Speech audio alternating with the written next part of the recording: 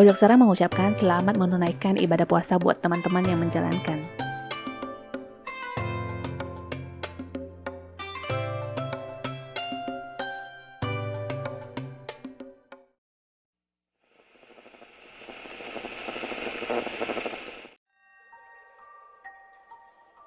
안녕하세요. 뽀족스람 채널에 다시 오신 것을 환영합니다.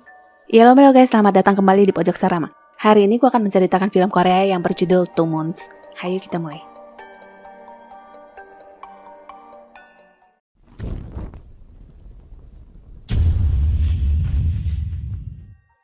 Cerita dari generasi ke generasi yang mengatakan jika seorang melihat 2 bulan di malam hari, itu tandanya ada hantu yang sedang berada dekat dengannya. Ada lagi cerita tentang sebuah keluarga yang mengakhiri hidup dan menjadi hantu penasaran di rumah mereka yang terletak di tengah hutan. Inilah rumah yang dimaksud. Seorang pria bernama Seok Ho tiba-tiba sudah berada di sebuah tempat asing dan gelap yang bahkan dia sendiri tidak tahu apa dan kenapa bisa sampai di sana.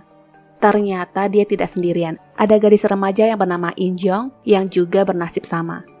Kedua orang ini sangat kebingungan, tapi tidak dengan gadis satu ini yang bernama Sohee.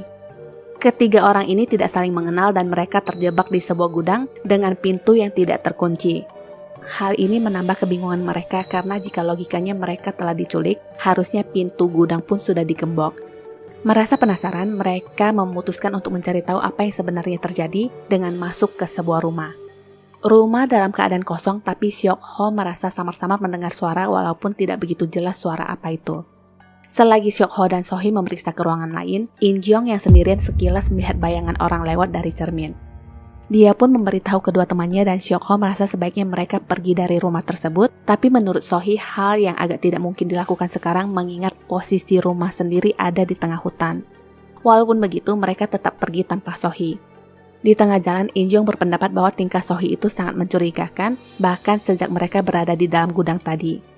Bagaimana bisa seorang gadis terdampar tapi tetap tenang, bahkan tidak ada yang menyadari kehadirannya jika Seok Ho tidak menyenternya tadi. Di rumah sendiri, Sohee tampak biasa saja dan melihat foto-foto keluarga yang terpajang di dinding. Ada sepasang kaki yang melayang turun dan sewaktu kaki itu terangkat, hal tersebut sekilas tertangkap di mata Sohee. Karena itulah dia pun naik ke lantai 2 persisnya sebuah ruangan yang tidak terpakai. Cerita kembali ke hutan. Jalan sana-sini, tiba-tiba mereka malah terpisah. Seok Ho mencari kemana bocah itu pergi dengan perasaan tidak enak. Ada hantu yang sudah menggantung di atas pohon yang tiba-tiba menampakkan diri. Melihat itu, Seok Ho pun lari sekencang mungkin dan tali yang terikat di hantu itu terlihat menyeret di tanah seakan-akan mengejarnya. Seok Ho lalu bertemu dan tidak sengaja menabrak In Jong. Menurut In Jong, Seok Ho pergi baru sekitar 2-3 menit ke dalam hutan, sedangkan menurut Seok Ho, dia sudah tersesat lebih dari 30 menit. Ini sungguh membuatnya semakin bingung dan karena itulah mereka memutuskan untuk kembali ke rumah angker. Lagi-lagi mereka mendengar suara aneh yang menurut In Jong itu lebih terdengar seperti suara nafas monster. Mereka pun mencoba mencari tahu dari mana suara aneh tersebut dan bertemu lagi dengan Sohee yang katanya juga ingin mencari tahu dari mana asal suara itu. Disinilah Sohee berkata dia mempunyai kemampuan untuk merasakan kehadiran sesuatu yang tak kasat mata dan ada roh-roh di rumah itu yang belum tenang. Di sana ternyata ada CCTV yang terpasang yang menangkap sosok Sohee, tapi tidak menangkap sosok Seok Ho dan In Jong. Setelah itu In Jong terus mengeluh kelaparan sedangkan rumah itu sama sekali tidak menyimpan makanan apapun. Sohee lalu berjalan ke dapur dan mengatakan menemukan makanan. Segera mereka pun ke sana dan In Jong langsung melahap semangkuk makanan yang terlihat seperti bibimbap di matanya, tapi sebenarnya itu adalah semangkuk cacing. Saking laparnya mereka berdua makan dengan lahap sedangkan Sohee bahkan tidak mau menyentuh mangkok itu sama sekali. Setelah selesai makan, Sohee mengenalkan dirinya lebih jauh yang katanya adalah seorang penulis novel horor yang berusia 28 tahun. Dia juga menaikkan nama lengkap dan tahun lahir kedua temannya ini. Seok Ho juga berusia 28 tahun sedangkan In Jong berusia 18 tahun. Setelah itu kembali ke pembahasan awal. Sohee meminta In Jong untuk mengingat bagaimana dia bisa sampai ada di sana dan tiba-tiba In Jong kejang-kejang sambil berkata kedinginan. Sohee terus memaksanya untuk mengingat. Tak berapa lama keadaan In Jong sudah stabil kembali dan Sohee beralasan pernah belajar teknik menenangkan yang dipraktekkan langsung ke In Jong. Ini terdengar sedikit berbohong karena seingat Seok Ho, Sohee telah membacakan mantra tapi dia tidak mengakuinya. Seok Ho pun tetap menyecer Sohee dengan berbagai pertanyaan. Jawaban Sohee juga singkat, di mana dia hanya melakukan itu berdasarkan pengalaman cerita-cerita dalam buku novel karangannya. Setelah itu ada sosok hantu yang muncul di belakang Seok-ho, dan Sohee pun refleks menariknya tanpa berkata-kata. Rumah angker ditambah Sohee yang terkesan misterius. Tak berapa lama terdengar lagi suara teriakan dan tangisan yang ternyata dari si mama satu ini. Entah kenapa dia terus menangis dan mengatakan matilah, ada pembunuh. Dia pun lalu dibawa ke dalam rumah dan ditanyai tentang perkataannya tadi. Yang keluar dari mulutnya hanya perkataan yang sama tentang pembunuhan di rumah itu. Setelah itu Sohee lalu menanyakan nama dan usianya yang entah kenapa hal itu membuatnya semakin takut. Sekarang dia menuduh Sohee lah sang pembunuh karena baginya pertanyaan itu seperti ingin mencocokkan korban selanjutnya.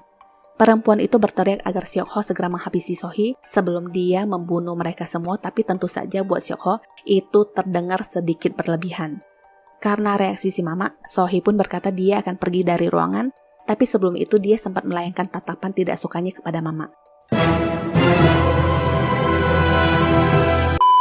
Di sini, In-jong mulai merasa mungkin ada benarnya di mana Sohee memang terkesan aneh. Sebenarnya tingkah si mama pun juga tidak kalah aneh. Orang lagi ngomong, dia tiba-tiba mendekat dan mengatakan sepertinya pernah bertemu dengan mereka berdua sebelumnya. Saat-saat seperti ini terdengar lagi suara aneh yang membuat si mama semakin ketakutan sambil berkata, singkirkan itu atau kita semua akan mati. Karena itu Seok-ho pun meriksa ke depan dan di sana dia malah bertemu dengan Sohee yang tiba-tiba muncul. Baru saja Seok-ho ingin menanyakan apa yang sedang dia lakukan di sana, ada lagi suara teriakan In-jong.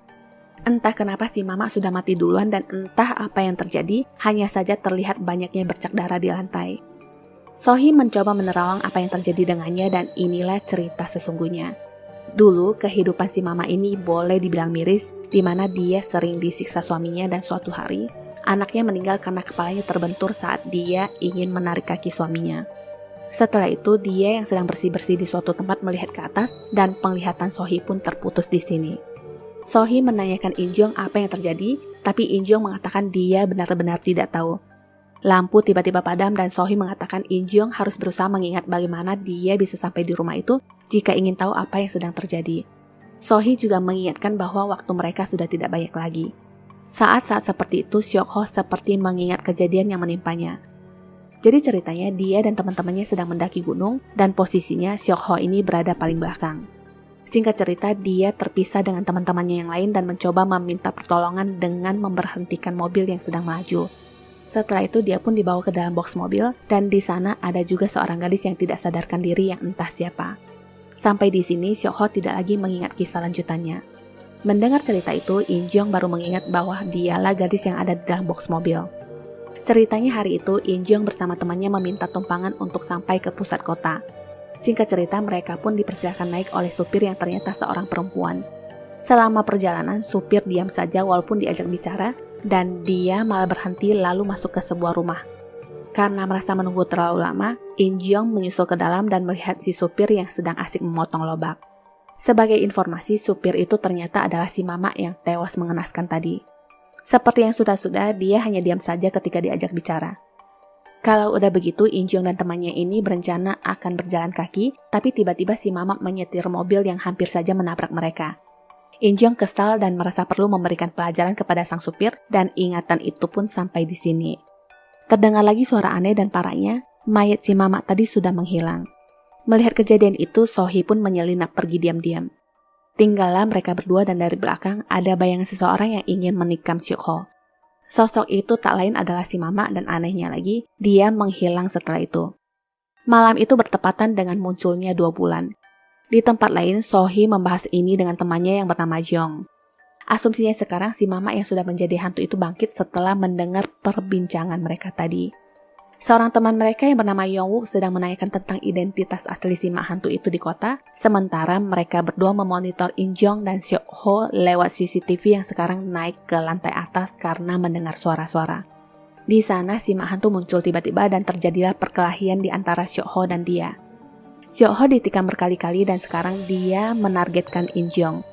Segera In-jong mematikan lampu yang dipegangnya dan sekarang kondisinya mereka saling tidak mengetahui keberadaan masing-masing. Sialnya lampu itu ditemukan oleh mama yang lalu dinyalakan kembali. Saat dia baru ingin menikam In-jong, kepalanya dipukul duluan oleh Seok-ho yang ternyata masih hidup. Mama itu pun tewas mengenaskan setelah ditikam berkali-kali oleh Syok Ho. Setelah itu Syok Ho tiba-tiba mengingat sesuatu di saat melihat darah yang banyak di bagian perutnya. Ada gambaran di mana dia ditikam berkali-kali oleh si mak-mak gila ini dan hal itu pula membuatnya mempunyai pemikiran baru tentang keterlibatan Sohee. Karena itulah dia menjadi ingin tahu lebih dalam tentang apa yang sebenarnya terjadi. Di tempat Sohee berada, Jeong mencatat info tentang si mama yang ternyata bernama Yeon Sun, lahir di tahun 1969. Kabarnya setelah pemilik rumah mengakhiri hidup, dia datang setiap hari ke rumah itu dan berakting sebagai wanita pemilik rumah yang masih hidup. Sohee sendiri merasa keberadaan mereka di sana semakin membahayakan dan mengingatkan Jeong agar lebih cepat bergerak. Setelah itu Sohee muncul lagi di antara In Jeong dan Syok Ho. Kali ini Syok Ho sudah muak dan berkata tidak akan percaya lagi dengannya dan berjalan menuju ke ruangan tempat kerja Sohee dan Jeong tadi. Semua hampir terungkap di sini, tapi Syok Ho langsung keluar karena kaget mendengar suara ponsel Jeong yang bergetar. Setelah itu terdengar lagi suara Yeon Sun dan Syok Ho pun dengan kesal berjalan menghampirinya. Sampai di sana lagi-lagi Yeon Sun menghilang. Mereka mencoba mencarinya di luar rumah, dan di sana mereka malah terpana melihat 2 bulan yang mentereng. Syok Ho yang tadinya berwajah polos berubah dan menanyakan apa maksud dari ini semua kepada Sehee. Terdapat 2 bulan dan malam yang seakan tidak pernah berlalu, yang terus menunjukkan pukul 7.23 malam. Belum lagi Yeon Sun yang gak mati-mati walaupun sudah ditikam berkali-kali, tapi sebenarnya itu juga yang terjadi dengan Syok Ho.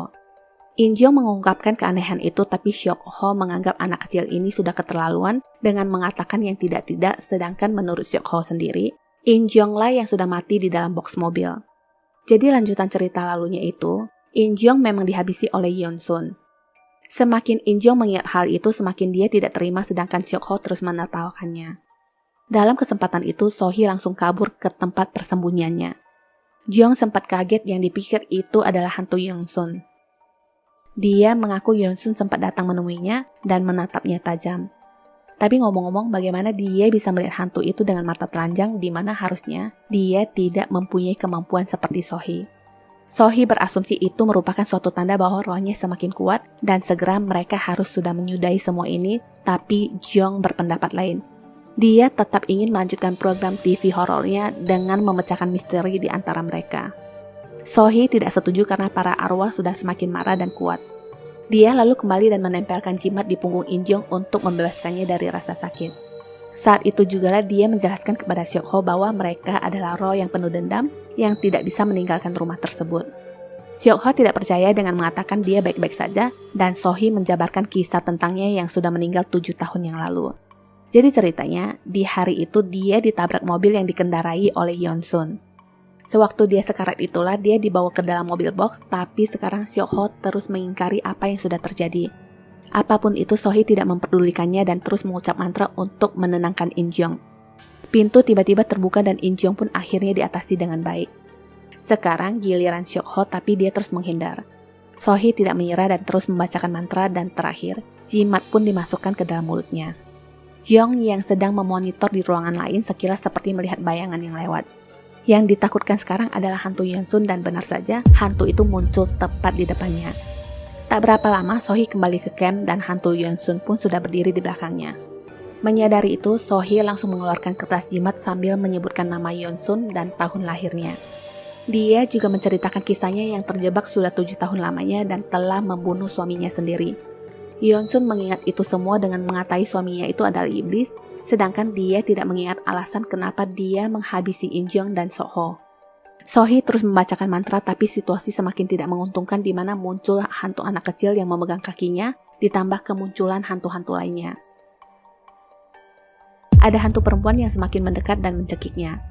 Seketika jimat di tangan Sohee pun robek, bahkan diinjak hantu seakan tidak ada fungsinya. Sewaktu Yeon Sun ingin melakukan hal yang tidak baik, Sohee langsung menyerangnya sambil menyuruhnya untuk meninggalkan semua ini. Ternyata dia masih menyimpan jimat lainnya yang langsung diselipkan ke dalam genggaman tangan Yeon Sun. Jadi cerita sebelumnya, Yeon Sun dibisiki arwah-arwah jahat di rumah itu dan terjadilah pembantaian terhadap suaminya sendiri, juga kedua anak muda malang yang tidak bersalah itu. Mayat-mayat mereka diletakkan ke dalam gudang sebelah rumah dan setelah itu dia sendiri juga terkunci di dalam secara misterius. Setelah Yeon Sun berhasil ditaklukkan, Sohee pun pergi mencari Jeong tapi tidak menemukannya. Yang terjadi sekarang, hantu Yongsun kembali membuka mata dan bisa ngesot dengan posisi badan terbaring. Hal ini membuat Sohee kaget dan jatuh. Saat-saat itulah dia menemukan Jeong yang ternyata sudah tewas. Sekarang Sohee dikelilingi para hantu dan 1 bulan pun tertutup awan yang membuatnya semakin ketakutan. Sesadarnya, dia seperti mengulang di hari pertama mereka menyiapkan acara TV yang menyiarkan tentang rumah yang ditemukan 3 mayat di desa Mokchon 347. Walaupun perasaannya tidak yakin, dia tetap masuk ke gudang dan merasakan kehadiran para arwah yang tidak lain adalah In Jeong dan Seok Ho. Itulah cerita awal di mana Sohee berada di gudang tersebut dan kenyataannya sekarang, mereka semua pun sudah menjadi penghuni tetap rumah itu dan mengulang setiap kejadian yang sama tanpa menyadari jika mereka semua sudah mati. Tamat. 시청해주셔서 감사합니다. 구독과 좋아요, 공유 잊지 마시고요. 다음 영상 알림을 위해 알람 설정도 부탁드립니다. Sampai jumpa.